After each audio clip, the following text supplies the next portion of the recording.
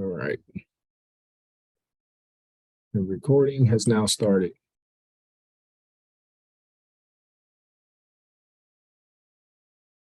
All right, so I'm saying I cannot minimize while I'm recording. I didn't know that.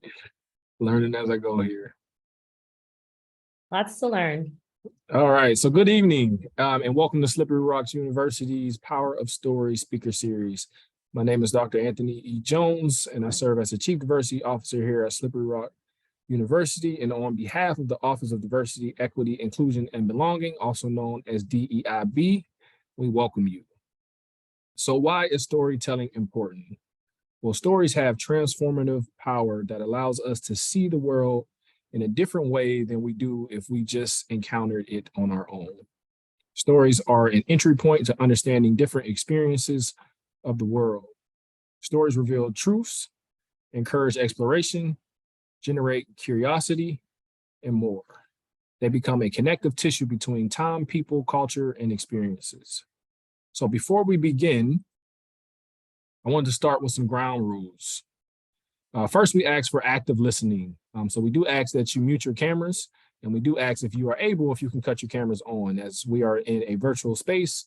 Just makes it feel a little more personal for the speaker if they can actually see the folks on their cameras. When the time comes, and if that time comes, as far as questions and call and response and so forth, make sure you speak from your own experiences. So we want to make I statements and things that you went through, things that you experienced. Do not be afraid to disagree, but we do ask if you do, that you do so respectfully.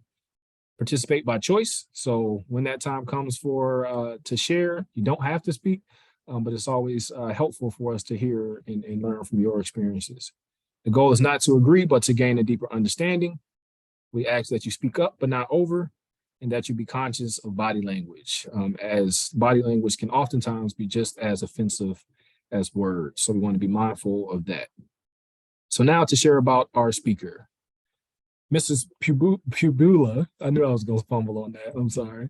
Is the owner and director of Prebula Family Agency, where she mentors life agents across the country interested in building their own independent agencies. More recently, Ms. Prebula has been recognized as the first Latino golf owner in the country, which I think is an amazing achievement. She was invested in what was originally known as Armco Country Club in the fall of 2019. Immediately after purchase, it was important for her and her family to rename the course to Slippery Rock Golf Club and Event Center and reintroduce the space to the community. In the summer of 2021, Mrs. Prebula purchased Slippery Rock's historic 12-room bed and breakfast, the Applebutter Inn, my apologies, to complement the golf club and event center. Ms. Prebula's core is even present, longing to create community and inclusion through food, support, music, and education. More recently, Ms. Prebula served as fundraising chair for the Texas Exes Hispanic Alumni Network. Today, Ms. Prebula and her family support an annual SRU scholarship honoring her husband's grandfather, the late Senator Donald O. Osterling. Ms. Prebula currently serves on the Slippery Rock University Foundation and the SRUF Housing LLC Board of Directors. I now present to you Ms. Julie Prebula to share her story, Dreaming Big, Falling Forward. Failing forward. Failing forward, I'm sorry. All right, thank you, Dr. Jones. And let me just tell you how powerful this 1 hour power story truly is. My husband and I have been talking about starting our own scholarship here at SRU.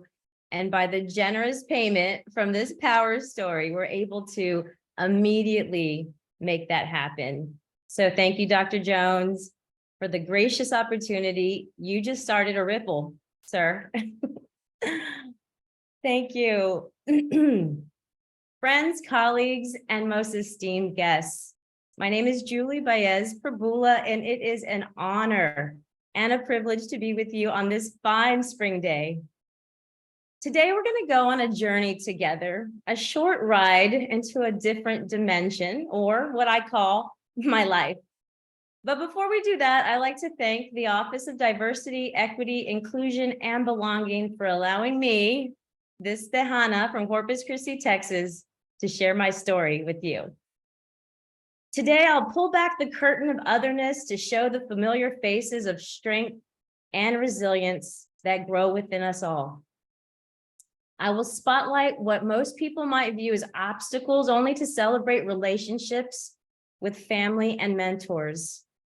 I will share what I consider to be my most important core value, relentless pursuit of personal growth, to show you what can happen when you stop complaining and start changing. If you don't like something, change it. If you can't change it, change your attitude. Don't complain. Maya Angelou. Funny thing happened, the same thing happened, Dr. Jones, when I sent my title over to the SRU team and they sent it back for me to review.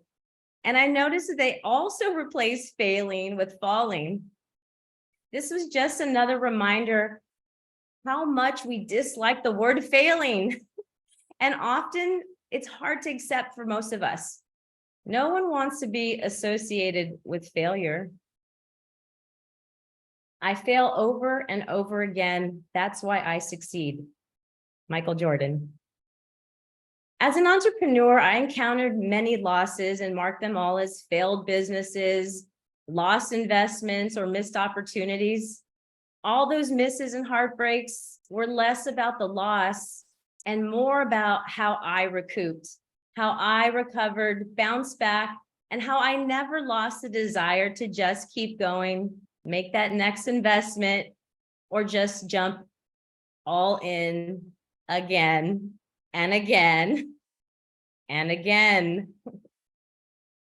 Success is going from failure to failure without loss of enthusiasm. Winston Churchill. I will share a few principles, my guides to a purpose-driven life and career. I keep these core values documented, and they are often referenced, quoted directly, and incorporated in most, if not all, of my meetings and trainings. Principles, a set of fundamental truths, propositions that serve as the foundation for a system of beliefs or behaviors, or for a chain of reasoning. I will highlight a few of the principles and values I follow today to illustrate my life from the beginning and introduce you to the mentors that shaped me growing up and the influencers, business owners that I actively seek out today for advice, guidance, and ongoing support. So sit back, take notes if you like, or just listen with an open mind and an open heart.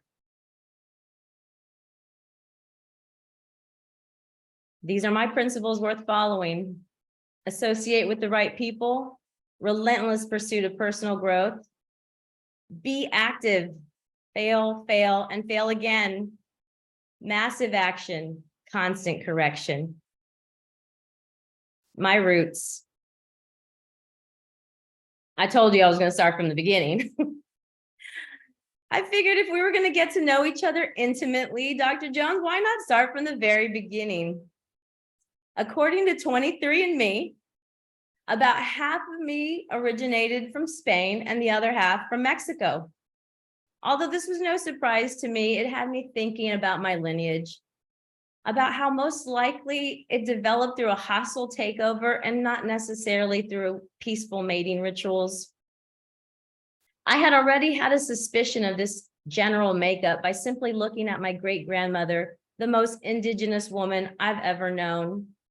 Her features were so distinctively indigenous that the story of Malinche, the mother of the mestizo people, always resonated in my mind after learning the history of how indigenous people were conquered by the Spanish conquistadores. Thanks to DNA research, this is only the beginning of the story.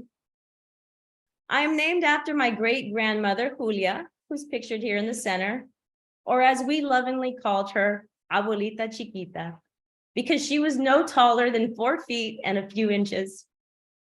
And since I was given her namesake, naturally it was expected for my little granny to travel all the way from Mexico, most likely via train, bus, or both, and the dead heat of the South Texas summer to care for her newest great-grandchild. It was to be her role to care for another of her many great-grandchildren delivered by her favorite American granddaughter, my mother, who was nicknamed after a prominent figure in our household, La Virgen de Guadalupe. And as they say, the stars were aligned and I was born in Corpus Christi, Texas, the city by the sea, in a hospital room overlooking the calm waters of the Gulf of Mexico in early August 1977.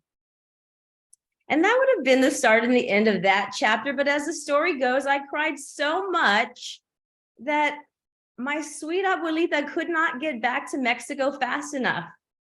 Even before my mom's maternity leave was close to coming to an end, she was asking to return to her desk job with the state of Texas as soon as they would allow her to. This is the story I grew up with, and this is the picture I associated with the mass exodus after my birth. We typically saw this image only when we visited Mexico. And it solidified in my mind all the terrible things found in a country that would make you want to flee, like a newborn baby wailing incessantly. This story just did not sit right with me, knowing what I know today about why babies cry, and it's usually for a reason. So I did my own research for this presentation, and I learned that not only is August considered one of the hottest months in Texas, but the day that I was born has been recorded under the listings of daily averages and all-time records for weather in Corpus Christi, Texas, and still to this day was the hottest day ever recorded in Texas weather history for the month of August. And in 1977, do you think my household had central air? My mom often gloats that she would have never retired from the job with the state of Texas if it weren't for my constant crying that ended her dream of being a stay-at-home mom. Instead, she was able to enter a comfy retirement at the cool age of 55. Good for her, bad for baby me. Now baby me is left in the care of the most convenient person in the neighborhood for working class parents. This now becomes a task of someone outside her inner circle, like a neighbor, la comadre, or someone else in the family who doesn't have a day job. For this presentation's purposes, though, let's just jump to principle number 1, associate with the right people. The first association in our life is typically our family, la familia.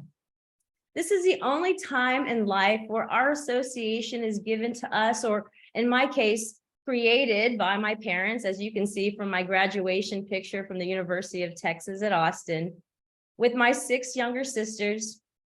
Typically, we have no say in who's included in this inner circle until, fortunately for us, we get to a point in our lives when we do get to decide who gets a say in that special circle. My original set of parents before the great blend, Maria Guadalupe Gomez, hija de Antonia Sosa, and my dad, who for this presentation we'll call Mariachi Dad. Star-crossed lovers, they were both in their early 20s when they met.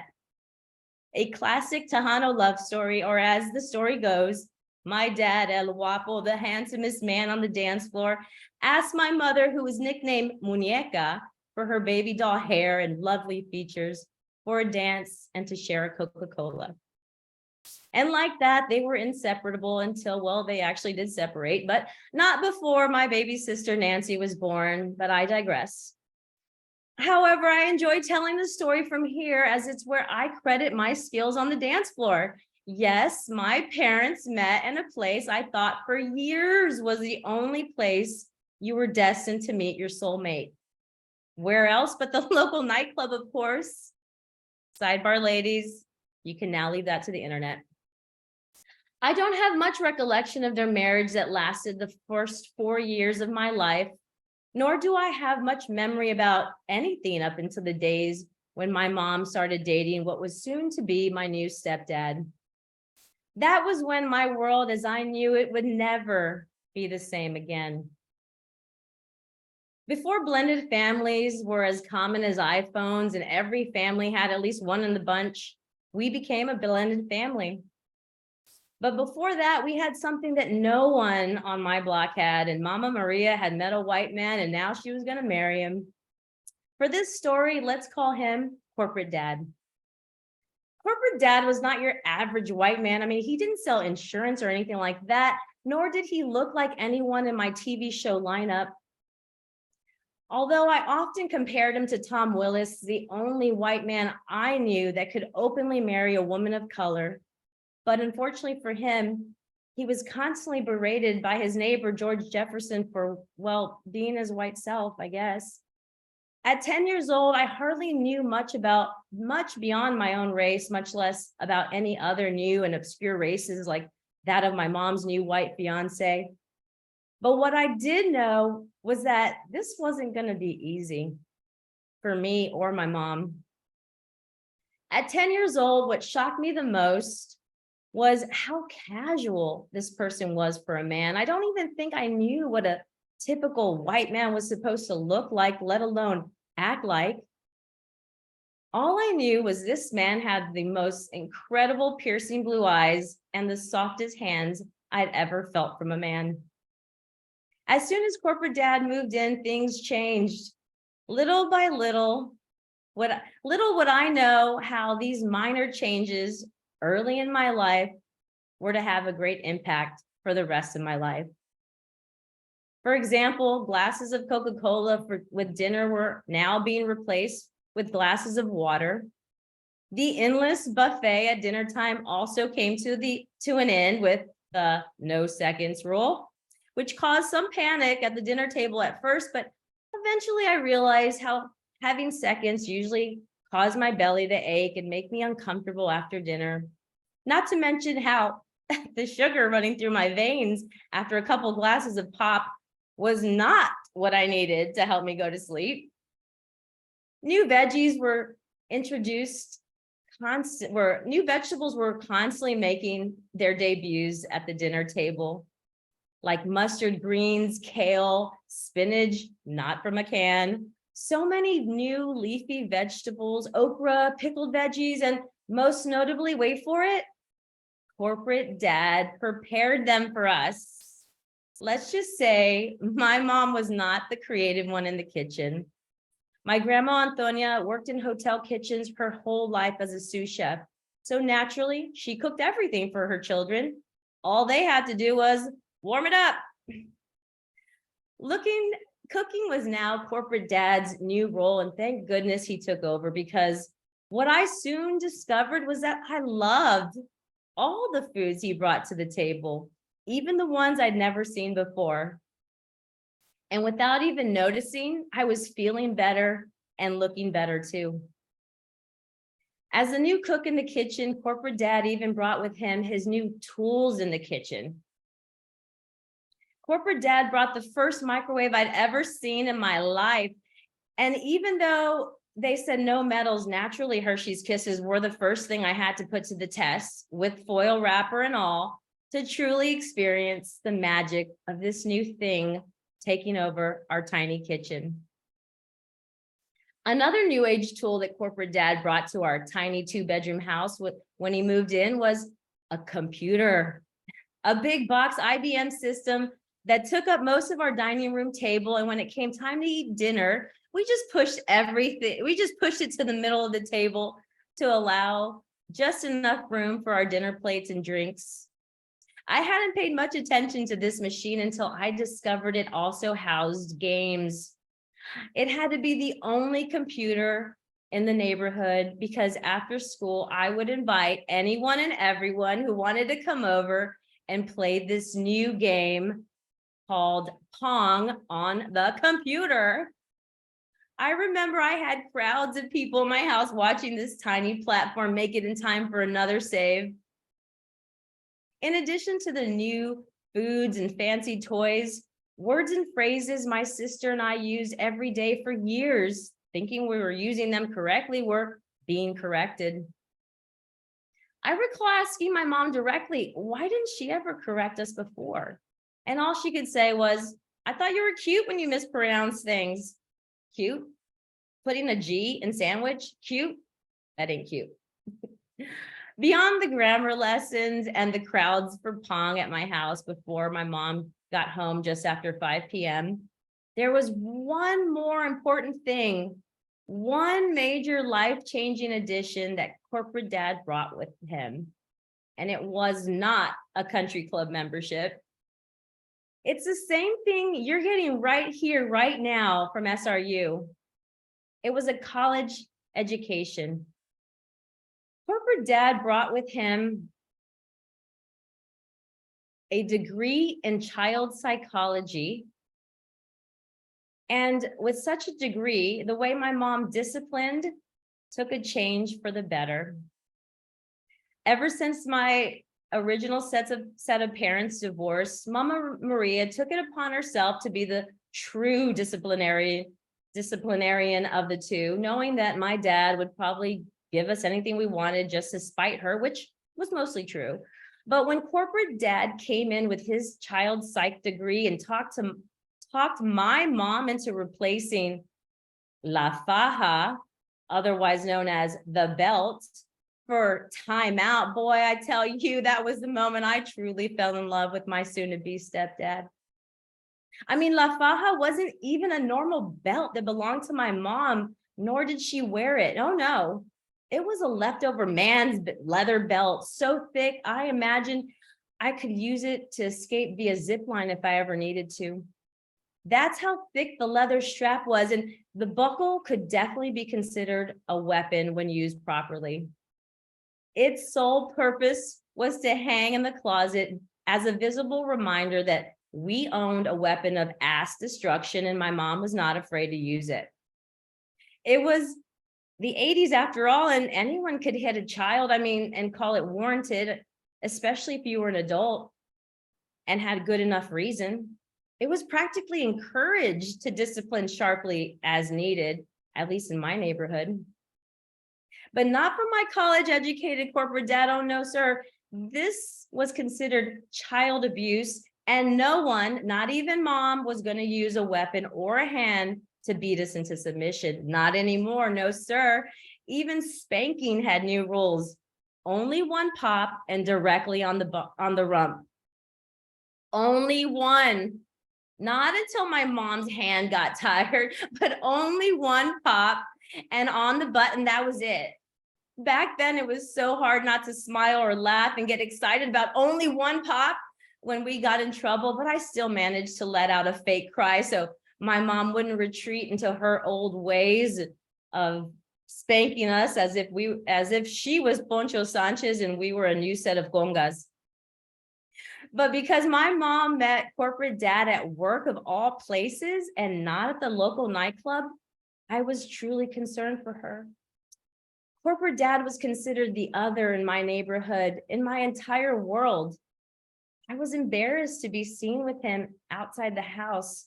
I cringed whenever we were around other family members, the same ones who stopped talking to my mom for simply dating a gringo. And now she was going to marry him. I didn't think that they would ever accept him, but eventually they did, and all because he was different, not like us at all. The way he talked, his mannerisms, it was all new to me. I watched him in wonderment as a child of 10. I had been exposed to very traditional male and female roles prior to that, and corporate dad was now shattering all of them. I was witnessing a break in the matrix, y'all. With corporate dad, my whole world as I knew it was about to change. Not only were we planning to leave the old neighborhood behind, but we were actually building a new house in the country where my sister and I would have our own bedrooms, multiple bathrooms, and even a swimming pool in the backyard. Little did I know what was in store for me at the time. because kids were not included in adult conversations, especially when planning major life decisions like uprooting and moving away. No one ever asked us about our feelings, not even the child psychology major. Instead, as a typical fifth grader, I sulked and tried to understand how my mother could love someone who had zero macho in him whatsoever. After all, wasn't machismo what every woman wanted in a man? A tough, muscular man like my mariachi dad, whose serenades would have both my mom and grandmother swooning for more. El mariachi. My biological dad, whom I saw as regularly as every other weekend, holidays, and summers, was built. A man full of muscles because he constantly worked out, and his work required him to be strong. Still to this day, Mariachi Dad does 30 push-ups as part of his morning routine at nearly 70 years old. Not at a gym or anything like that. My dad had a gym wherever he lived, a set of dumbbells in the corner, at least 25 pounds each, never too far away to do a few reps while hanging around the house. He was not a button-up, shirt-wearing kind of dad. And even when he did wear a button-up shirt, the first 5 buttons were usually undone to fit comfortably around his thick neck and to show off his bulging pectorals. On regular trips to the dry cleaners, usually on Friday afternoons, I can remember Mariachi Dad always making sure to add extra starch to his order. Keep in mind, my dad's dry cleaning was not for working in the office because that's not what he did. Mariachi Dad's day job was a commercial painter, and the reason for the extra starch on his Wranglers were to withstand the nonstop dancing and sweating that all comes in a night's work at the local nightclub on any given weekend. In addition to helping incorporate exercise into my own life and looking like a star whenever I got ready to go out, my Mariachi Dad was also the first entrepreneur, business owner, role model in my life, as every dad should be. I saw him work hard and lead his team on job sites and then pick up his dry cleaning on the way home for an evening out with the woman he loves, doing what brings him joy, dancing and singing.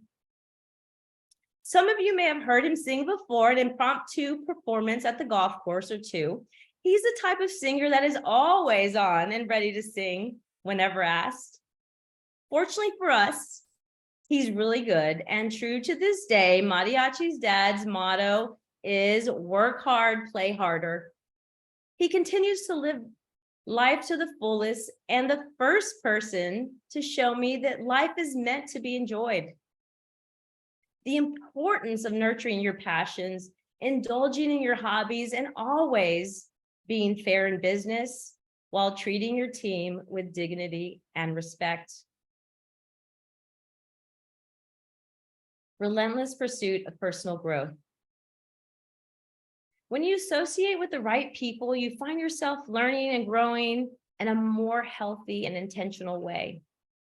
Sometimes we must actively seek out new associations to jumpstart our learning and growing from within. For me, I spent a lot of time at my high school boyfriend's house, hanging out with his association, AKA his familia. And the conversations at their house was often centered on college.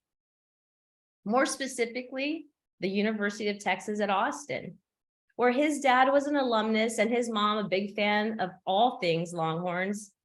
Because this type of conversation was new, even though we housed our own diploma-wielding dad, the conversations I overheard at a house full of boys was very different than the conversations I heard in my house full of girls. I soon fell in love with the idea of going away to college, moving far, far away from my parents, and set my eyes on the big school and the big city, 2 hours away from my small town of Victoria, Texas.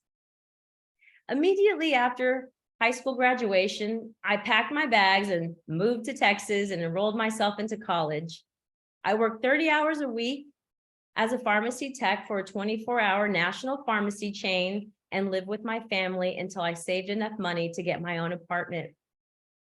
After years as a pharmacy technician, I learned so much about prescription medication and probably attribute this to why I don't take any prescription medication to this day. But instead, I became the family Google of prescription drugs and their side effects.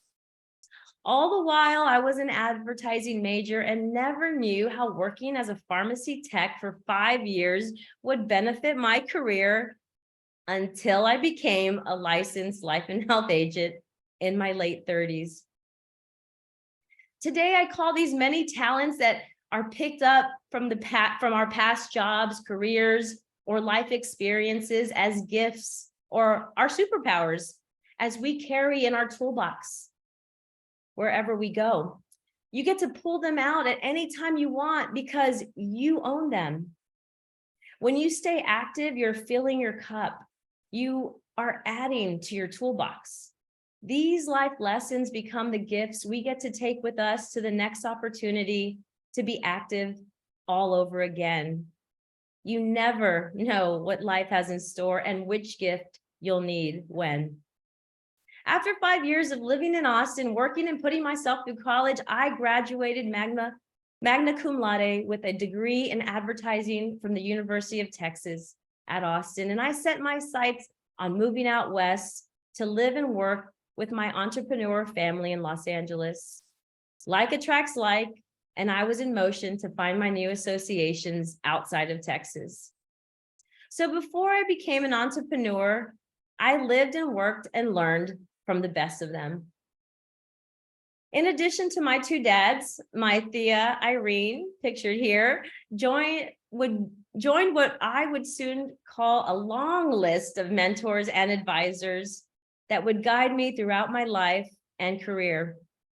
I got to experience the tricks of the trade up close and personal, the trials of working with family and your spouse, and most memorably, the fun and freedom from being away from the rigors and repetition of the corporate world. Funny thing is, though, I only remember the last part about the fun and the freeing culture and had to relearn firsthand the trials of working with family and your spouse. I see multiple books developing from this story, but let's continue here. What stands out to me the most is how my entrepreneurial family always supported my efforts in joining the high ranks of corporate America. They would say things like, "You have a college degree, mija, go out and get a good job." I recall Mariachi Dad often driving this point home, almost as if their own business ownership status was a consolation prize to not having a degree or an executive title. So I did go out and I did get great jobs. And I was an enthusiastic employee, eager to learn and take direction. However, it was during an event that I was coordinating for my company at the time to celebrate all the long-term employees with 20 years or more with the company. And it was at that time I fast-forwarded my own life 20 years into the future. It was from that moment on that I set the words ownership in motion and determined for myself that in 20 years, I better be on my way to retirement and reaping residuals of my businesses. That was 17 years ago, friends. And I have to believe today's reality is the result of 17 years of intentional living and relentlessly striving to be better today than I was yesterday. The words we speak or say to ourselves are powerful and can impact us beyond our wildest imaginations. So talk to yourself as if you were talk to yourself as if your kids were listening. Don't fear dreaming big. Dare to dream big. Set the vision you want for your future right now. By simply changing the tone and the conversation in your head with the positive intentionality you truly want for yourself. Big things can and will happen when you're not focused on failure. My mantra sounded something like this: I strive for true ownership in my life and business. I strive for true ownership in my life and business. This is my movie. I'm writing the script. This is my movie. I'm writing the script. In this journey, I've found countless ways to never stop growing by expanding my mind through books, seeking out mentors, travel, and limiting my time with things that are not so useful to me, like worrying about what others think or running someone else's race. It is too easy to lose sight of my own goals when I preoccupy my mind with reality shows, social scrolling, or binge watching unproductive videos. We live in the age where information is beyond abundant, and that can be good and it can be bad. I have a choice every day to decide whether I binge watch any number of mind-numbing TV shows or read something that will add to my toolbox or better me personally. Thanks to the power of audio recordings, I can binge on any number of books that are relevant to me at any given time. Books have become my personal way of navigating through unfamiliar waters and safely landing on the other side. Audiobooks, more specifically, have become my refuge and escape, while also serving as my guides for all things new and different. Much as I am intentional with my association, I am similarly intentional with what I allow to be put into my mind and where and how my energy is spent.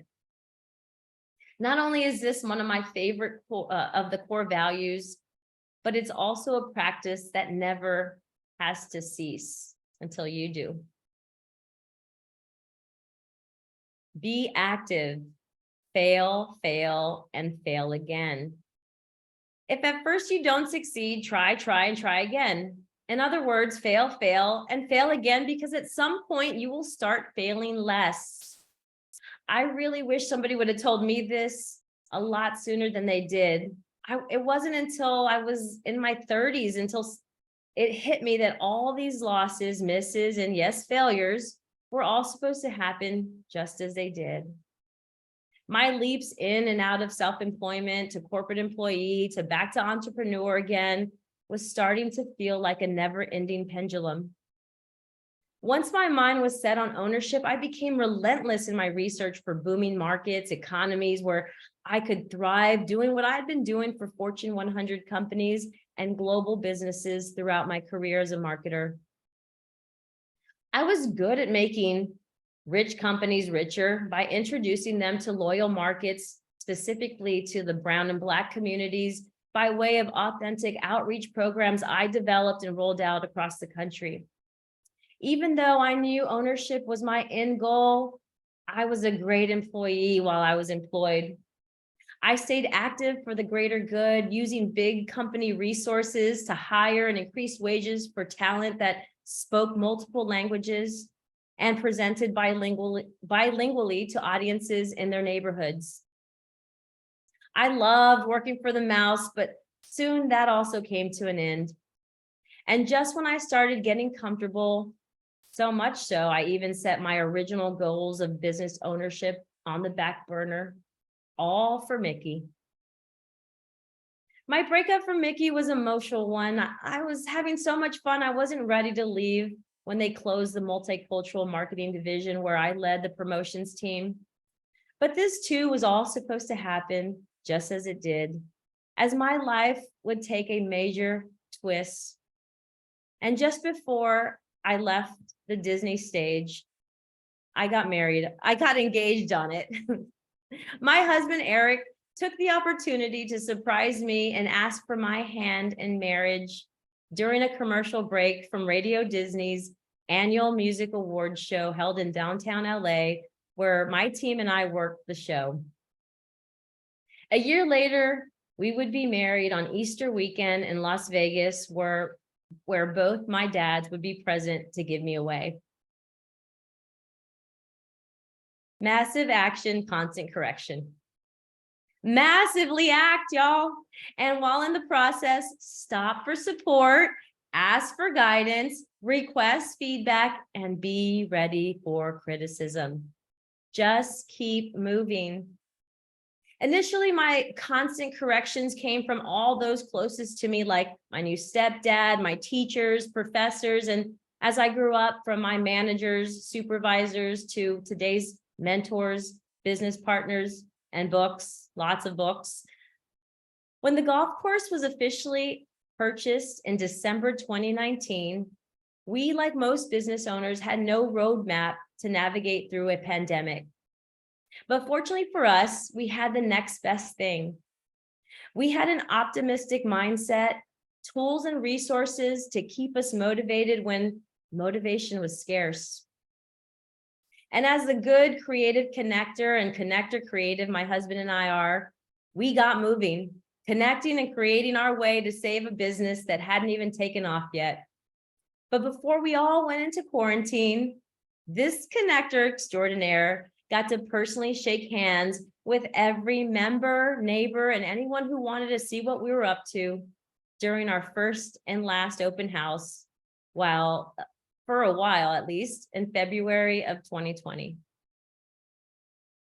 By the time March 2020 hit, my husband Eric and I had been practicing a more intentional way of living and working together while newly married. As we were building our insurance business for the previous 4 years, before we had the opportunity to purchase the golf course. The environment our insurance marketing organization fosters is one that celebrates and encourages self-development as a daily practice. So much so that the company boasts of being a self-development company first, while making an income through insurance second. Up until then, I thought I had a pretty secure, intentional lifestyle with a healthy dose of personal development mixed right in. However, I was in for a rude awakening. Eventually, I was diagnosed with a slight case of know-it-already syndrome, and I was prescribed even more books and meetings to recover. It was through countless hours of learning about ourselves and what type of leaders we were first before we could even begin to build a team of agents under us. It was the perfect mental training boot camp I needed when dealing with the monster of opening a multi-million-dollar business during the most unique time in recent history. Know yourself to lead yourself first, then lead others. Pretty simple, right? But I had just come from a career in corporate America, and I had worked with some pretty cool Fortune 100 companies, and no one had ever introduced this concept to me without doing an extensive personality test and having someone from HR present to translate the findings at least. It was through the help of a leadership company called Giant Worldwide that helped us understand our leadership voices in a quick and simple way that did not require an interpreter. I discovered that I'm an introverted connector creative who attracts the same or similar as my husband Eric is the extroverted creative connector. All this to say how countless hours of reading and learning about leadership and how to maintain a stellar mindset when times are difficult were just some of the valuable tools we needed to grow a public-facing business while battling a global pandemic. As an owner of a business that encompasses a golf course, restaurant, full bar, and lodging facilities, our mission was clear from the beginning: to create a fun, comfortable, and inclusive space where community and friends gather to create memorable experiences. And through the pandemic, we held true to our mission. To this day, my massive action content correction regime involves reading a few business books a month with a regular self-development time scheduled into my calendar, coupled with consistent early morning routine of daily meditation, yoga, and journaling my intentions for the day. As life and retirement agents, we are known to have the tough conversations. It is often said that we know more about our clients than we do our own family members. By 2020, my husband and I had spent 4+ years strengthening our mindsets through core values and principles shared with us by our mentors and business partners in our new life insurance business.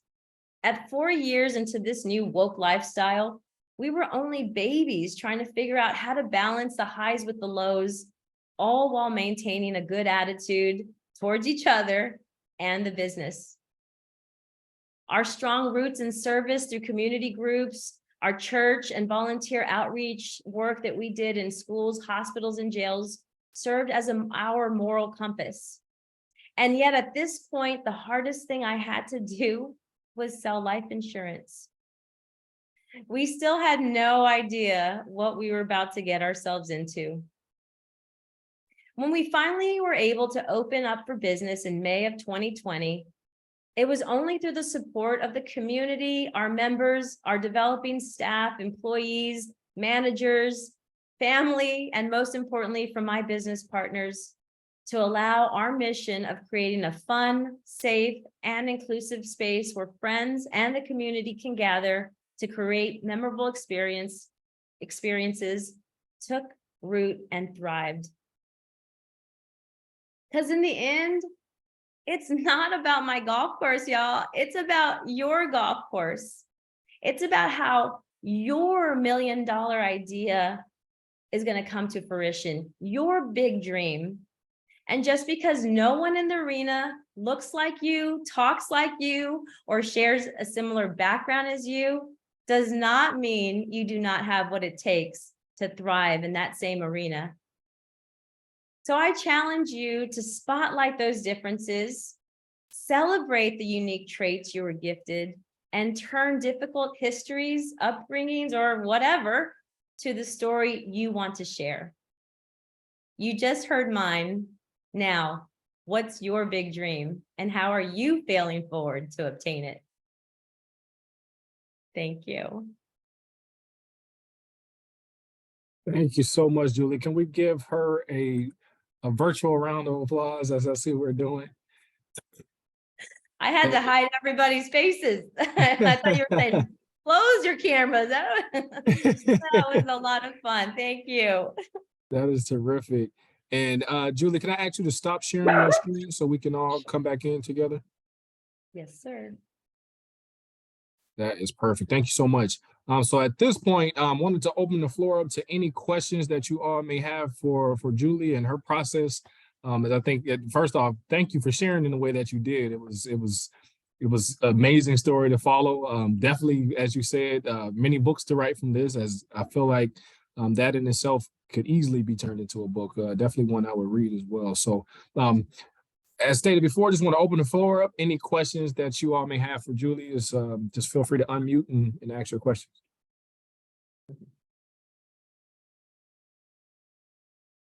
Autographs.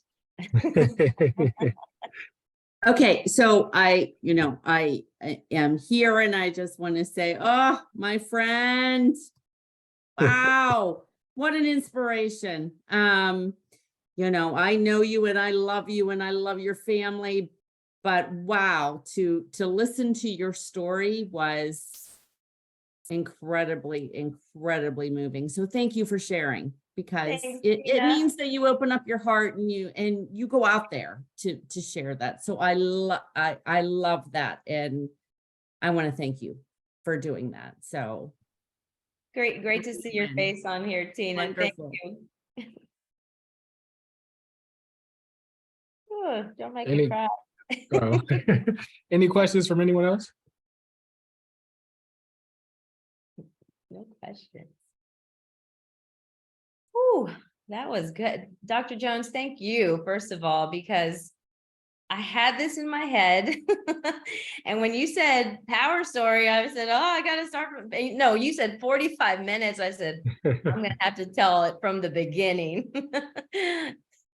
And I'm glad you did. When we had the opportunity to talk and you were just sharing some of the things that you had been through, I just thought, for one, your story was extremely inspiring, but also it was just a great story. When you talk about how the odds are stacked against you and you found success throughout that process, I just thought that was amazing and something that I would have loved to capture and be able to share with students. So thank you for being vulnerable in this space. Thank you for sharing. Thank you for the illustrations that came along with it, which really brought us along on that journey.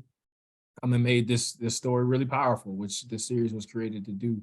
I did want to ask a question, hopefully to break the ice a little bit too, as we have a few minutes left.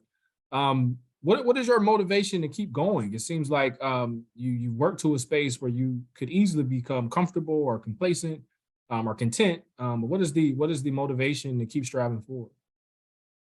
I don't know if it's more motivation or my partner that keeps the fire lit under me. But honestly, Dr. Jones, I love community, and this is not the golf course, the inn, the restaurant, that's not work. That's creating community. That to me is what we were intended to do here as people. So when we retreated to a pandemic and quarantine, that was probably the hardest thing that we could have ever done. But fortunately for us, we pretty much work outside, right? We're on the golf course. So it was a safe place to be. And our doors never closed or never were locked. The golf course was always open to enjoy. We have a beautiful patio. So we just made lemonade. I kept saying that we're just making lemonade. We're putting extra vodka in it. That's all we're doing at the time. But the inn, I think about my big family, and I always wanted a big house to house everybody, right? I wanted, even though they're a blended family, mom and dad married somebody else, I always had a vision. You would stay in one wing and I put the others in the other wing. Like that was always something I loved. And being at the inn is definitely my happy place. Having people just running around, walking through, just being in a big house. It reminds me of being with my big family. Absolutely. Thank you for sharing. And I encourage anyone who is in the room with us now or may see this video later to definitely stop by, see the golf course, have a meal, a wonderful experience, and also to stop by the Applebutter Inn, which is a very quaint, homely. It is a great space to spend some time, especially if you're in the area. So if we don't have any more questions, I do want to open it up one more time for anyone who may have something on their mind. I have a few comments, if it's okay. I've lived through some of those endeavors, right? I've been there for some of those endeavors that Julie talked about, and Julie is my stepmama. So just like how corporate dad came in, we kind of had the same experience. So it was really, and I've heard a lot of those stories, but hearing it all in one speech was really moving. And just want to say, Julie is a rock star, and she is somebody that I look up to personally, and just in business. I definitely strive to be like her. So she's a great role model, and is full of knowledge. Every day she shocks me with how much knowledge she has, and I learn from her every day. So she's definitely a great mentor and role model. So thank you for inviting us onto this, and it was great hearing you speak, Julie. Thank you, sweetie. Love you. Absolutely. Thank you for sharing that. Anyone else? I'd like to speak. Absolutely. I'm Eric Prebula, and I'm Julie's husband.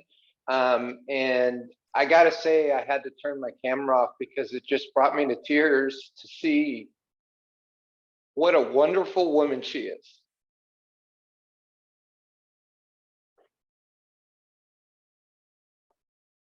And I know the struggles that she's had, and just sorry, but it's been a pretty good ride. I mean, we have our anniversary next Tuesday. 9 years, honey. 9 years. Who's counting? Actually, no, 8 years. I might have got that wrong, but anyways, but I just want to say that, like, I was really moved by your I hadn't seen her presentation. I've been hearing her, working on it, but I hadn't actually seen the PowerPoint. I wanted to be surprised, and I was very moved by your presentation and your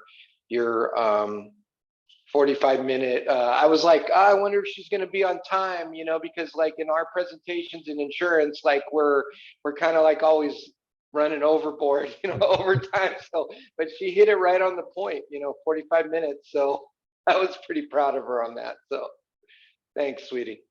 Good job. Well, it's funny because Eric asked me earlier today, he's like, am I in it? Are the kids in it? I said, could you be offended if you're not? Of course, yes. It was a lot of fun, and to hide this, Dr. Jones, from my family. I mean, not that I was purposely hiding this, but I did. I wake up pretty early, and I use that time for my self-development time. But for the last, I would say, since you asked me, I've been using that time to, I feel like write my book. That's what I was telling myself.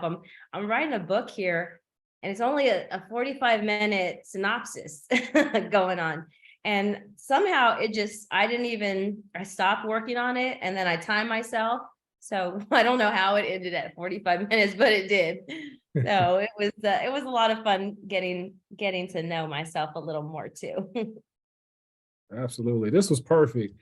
Thank you so much for making time to be here and to share your story, to share your experiences with us. Definitely hope that the words that you shared, the story that you shared, the experiences that you've been through can help inspire those who will see this and those who are in the room now. But if we don't have any more questions, I think this is a good place to stop. And again, just thank you so much. Thank you, thank you, thank you. Thank you. All right, everyone have a good one, and we are out of here.